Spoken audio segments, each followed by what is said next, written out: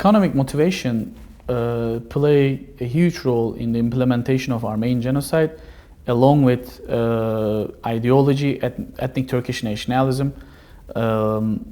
Economic motivation was basically used as an incentive of the Union and Progress Party government to have involvement of different sections of society in this mass crime. When we think about the causes or the reasons behind why Armenian genocide took place, we should take into consideration the importance of economic motivation, especially if we fathom how the Armenian genocide was applied at the local level by the support of local and provincial elites along with ordinary Muslims.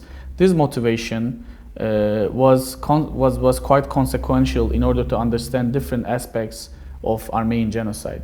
In order to carry out such a big mass crime, you need not only central actors, you need also local actors. You need the power and the support of local elites, provincial notables, along with ordinary Muslims. And one of the main motivation the CUP provided these people to get their consent and the support in order to realize massacres and the deportation was property, was wealth of the deported Armenians. So many people, many Muslim people, participated this mass crime in return for, having or acquiring Armenian wealth and richness. The first Abandoned Property Commission was founded on June 10, 1915. And these commissions were established more than 30 provinces across the empire. Abandoned properties laws basically were a series of laws, regulations, and statutes which were promulgated during this Union and Progress Party period in order to confiscate and liquidate Armenian properties. On the one hand, there was a process of liquidation and confiscation in accordance with the laws and regulations which were issued by the Union and Progress Party. On the other hand, what was going on at the very local level was sheer and tremendous amount of plunder and looting.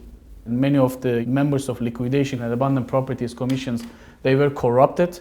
They organized fake auctions in order to liquidate Armenian properties and get the value of these properties in their pockets. For instance, according to law, if there is an auction of regarding the properties of a deported Armenian, liquidation commission is supposed to send the value of these auctions to the original owner where he or she is located.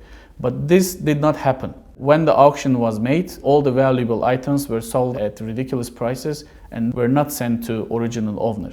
So they were basically profits which were shared by the local CUP members, and these people were usually local elites and the provincial notables of the town or of the city, and these people got the huge portion of the plunder and the looting as a result of their support and their help to government institutions and the bureaucrats who were carrying out the deportation itself. Dr. Reshid was one of these examples. Dr. Reshid was a governor of Diyarbakir who was responsible for the extermination of 150,000 Armenians in the Diyarbakir region. And he also looted and liquidated enormous amount of Armenian properties and made a fortune out of this liquidation process. Also, many well-known figures, prominent members of the Ottoman Parliament, many governors took advantage of this looting, and then these people became influential founding fathers of the Turkish Republic after 1923. They became deputies in the Turkish parliament and really created a huge fortune out of this confiscation and looting process. And of course, many people owned the properties of Armenians in return for their support the Kemalist movement in 1919-1920, led by Mustafa Kemal, who was the founding father of modern Turkey. Mustafa Kemal also used abandoned properties in order to finance the war in Anatolia at the time. And after the war, gave many abandoned Armenian properties as gifts to his fighters. Forced conversion was another structural component of Armenian genocide, and it was systematically organized and applied by the Union and Progress Party at the time. Talat Pasha, who was the mastermind of the Armenian genocide and the interior minister, carried out a policy of encouraging Muslim families to adopt Armenian children in return for their inheritance, because families of these Armenian children were already decimated on the deportation roads. And according to law, inheritance of these families passed to their children and to families who adopted them. The Turkish economy, especially particularly aftermath of the foundation of the Turkish Republic in 1923, was mostly based on these confiscated properties. Even the National Liberation Front in the Turkish official historiography was financed by the confiscated and looted properties of Armenians. Not only Armenians, properties of Greeks and Assyrians too.